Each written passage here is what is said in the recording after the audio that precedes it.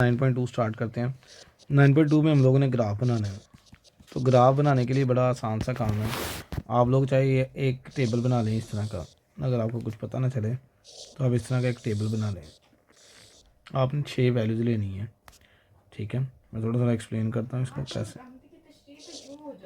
ये अब आपके पास आपने ये इस तरह बॉक्स बना लिया, ठीक है। ये इक्वेशन आ गई।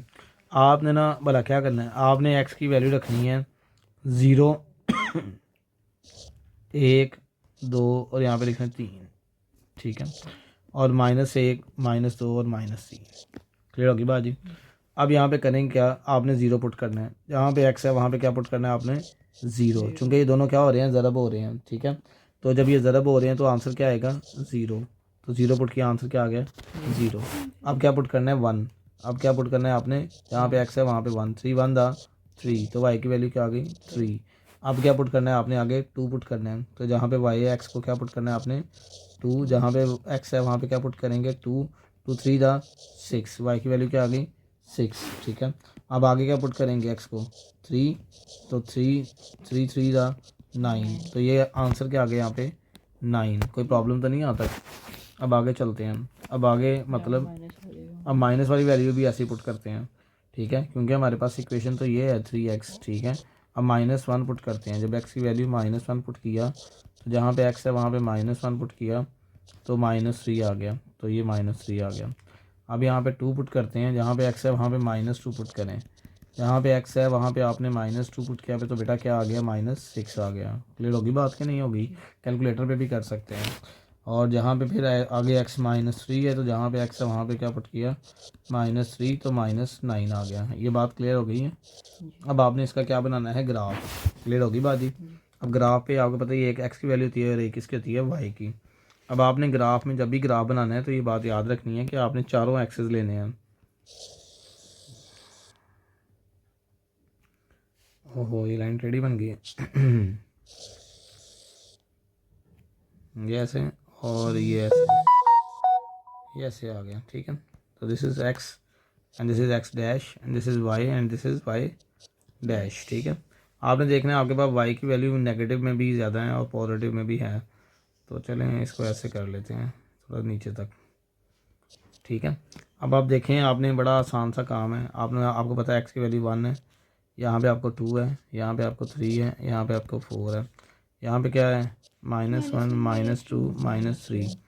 फिर यहाँ पे आप ऐसे ही 1 2 3 4 5 6 7 8 9 ऐसे, ठीक होगी बात जी।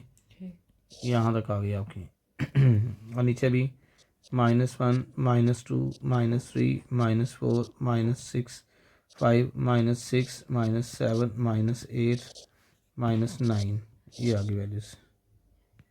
क्लियर होगी बात जी। अब पहली वैल्यू देखें। पहली वैल्यू आपके पास क्या थी 0 0, तो 0 0 आपके पास हम ना ब्लैक से ले लेते हैं पॉइंट ताकि हमें बात क्लियर हो जाए। तो 0 0 आपको पता है ये वाला पॉइंट होता है। क्लियर होगी बात जी। आगे देखें, x की वैल्यू 1 है और y की कितनी है 3। x की वैल्यू 1 है और y की कितनी है 3, मतलब ये यहाँ पे आके मिलेंगे। समझ आ गई बात जी। आगे देखें, आगे x की वैल्यू कितनी है 2 और y की कितनी है 6। ये 2 और ये कितनी आ गई 6, यहाँ पे आके मिल गया। आगे कितनी है 3 और कितनी है 9, तो ये x की 3 है और y की 9, यहाँ पे आके मिल गया। समझ आ गई है बात, क्लियर हो गई, कोई मसला तो नहीं है इसमें। अच्छा ऐसे ही ये x की वैल्यू आगे इस तरफ देखिए तो -1 पे -3 है, -1 पे y की कितनी -3, इस क्वाड्रेंट में आ गया। फिर आगे -2 पे -6 है तो यहाँ पे आ जाएगी। फिर आगे ऐसे ही -9 है तो यहाँ पे आ गई, ठीक है जी। ये आपने स्केल पकड़ के एक ही लाइन ड्रॉ करनी है सारी ऐसे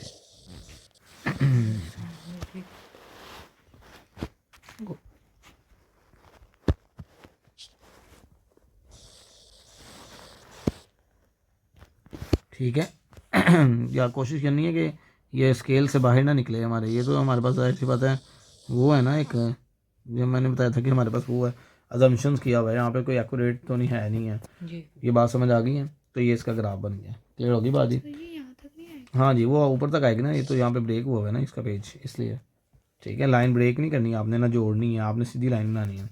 दूसरा अब ये अब दोबारा ये आ गया, आपका फॉर्मेट वही है जो आपने पहले सोचा हुआ था, याद है ना आपको जो समझाया था। आपने पहले ऊपर क्या लिखना है x और नीचे क्या लिखना है y। आपने 5 या 6 वैल्यूज ले लेनी है, 1 2 ग्राफ जी, ठीक है। अब आपके पास देखें इक्वेशन ये है, आपके पास x की वैल्यू पहले क्या रखनी थी 0 रखें तो y की वैल्यू क्या आती है 7, क्लियर होगी बात जी।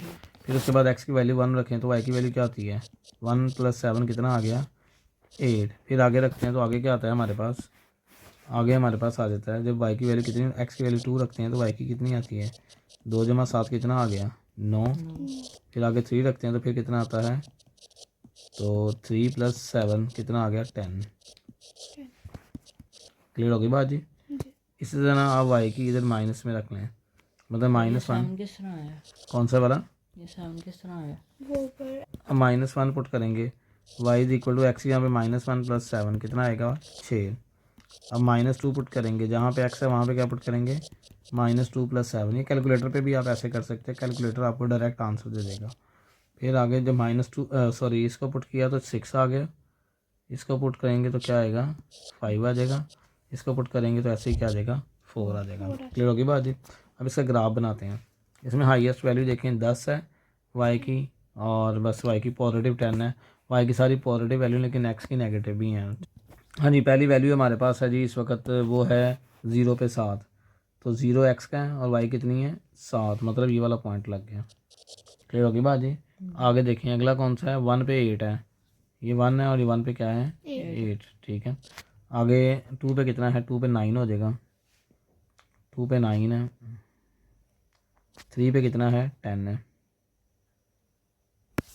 ठीक होगी जी। ये चूंकि लीनियर इक्वेशन है, लीनियर कहते हैं यकदर्जी मसावात, यकदर्जी इसका हमेशा ग्राफ सीधी लाइन आएगा, ये बात ज़हन में रखना है, इन सब का ग्राफ हमेशा सीधी लाइन आएगा। इसलिए मैंने कहा था आपने सीधा मिलाना है, जोड़ना नहीं है, सीधा फुटा रख के स्केल रख के मिला लेना है। अब इस तरह जब हम पीछे की तरफ आएंगे तो -1 पुट करते हैं तो 6, -1 पुट किया तो क्या वैल्यू आई 6, ये आ गया। -2 पुट करेंगे तो 5 आ जाएगी, ये -3 पुट करेंगे तो ये आ जाएगी 4। अब आप जब देखेंगे ना, जब आप लाइन बनाएंगे, देखें लाइन आपकी बिल्कुल स्ट्रेट बननी चाहिए ऐसे, समझ आ रही बात कि नहीं आ रही। अब देख हमारे पॉइंट्स लग रहे हैं क्योंकि हमने तो ऐसे बनाई है जी हमने तो एक्यूरेट तो नहीं वैसे है, ठीक है। तो ये 2 सवाल हैं, तो ऐसे तीसरा यहाँ पे y की वैल्यू 1 पुट करें, फिर 0, फिर 1, फिर 2, फिर 3, फिर यह आप इससे छठा कर लें एक लाजमी, और फिर तीसरा, चौथा और 7वां और 8वां ये सारे सेम हैं, ठीक है। इनमें से एक इंशाल्लाह करवा दूँगा तो हो जाएगा इंशाल्लाह काम, ठीक है।